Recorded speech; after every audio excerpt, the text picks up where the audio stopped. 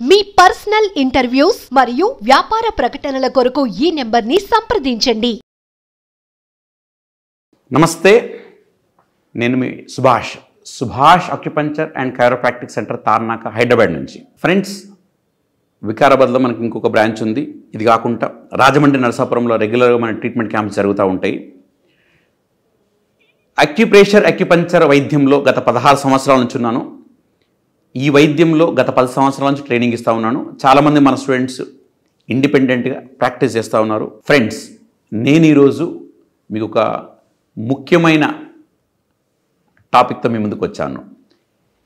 ఈరోజు అంటే ఇప్పుడున్న జనరేషన్ ఏమంటే ఏ చిన్న నొప్పి వచ్చినా టక్కున పెయిన్ కిల్లర్ వేసుకుంటున్నారు. ఓకేనా? సో అంటే పెయిన్ కిల్లర్ తప్పది అన్నప్పుడు పెయిన్ కిల్లర్ వేసుకోండి, కానీ ప్రతి చిన్న నొప్పికి కూడా మీరు పెయిన్ కిల్లర్ వేసుకోకూడదండి. ఎందుకంటే మీరు పెయిన్ కిల్లర్ వేసుకున్నప్పుడు నేను చెప్పేది కాదండి, మీరు you study the literature. So digestive సిస్టమ్ని ఎఫెక్ట్ చేస్తుంది.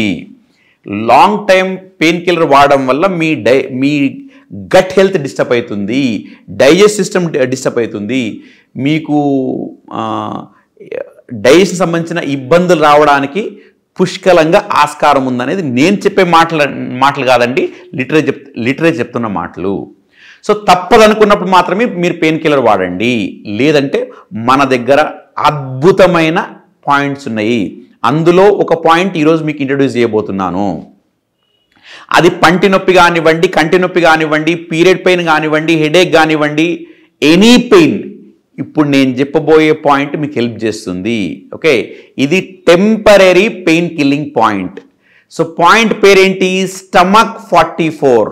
ఎక్కడ ఉంటుంది? కాళ్ళల్లో ఉంటుంది, లేడీస్కైనా జెంట్స్కైనా. ఓకే, మీకు ఆ లొకేషన్ చూపిస్తుంది చూడండి.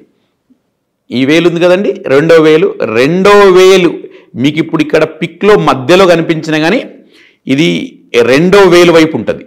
ఓకే, ఇటువైపు ఉంటుంది. ఓకే, సో ST44 మీకు నంబర్ ఎందుకు చెప్తుందంటే, ఎవరికైనా ఇది కరెక్ట్గా లొకేషన్ కనబడకపోతే వాళ్ళు సెర్చ్ చేసుకోవచ్చు.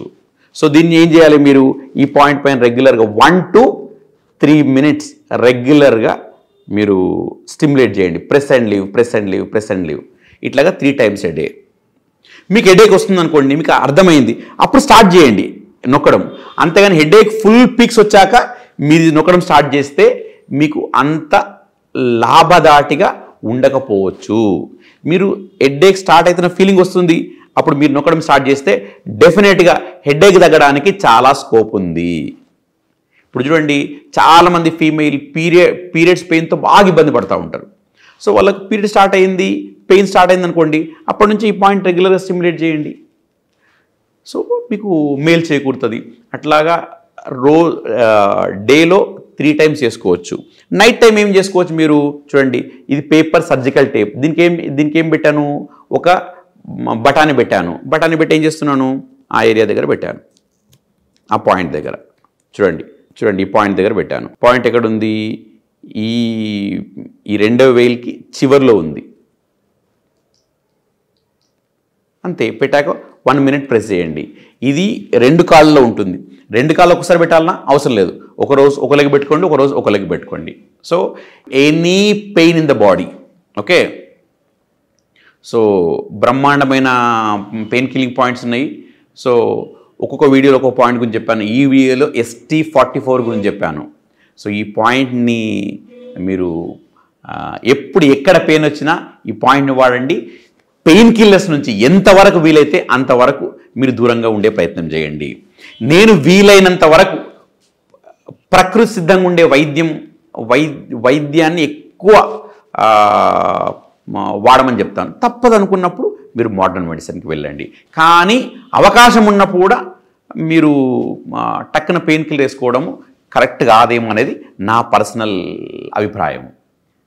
ఫ్రెండ్స్, ఇంకో మంచి వీడియోతోటి మళ్ళీ కలిసే ప్రయత్నం చేస్తాను. అందాక సెలవు మరి.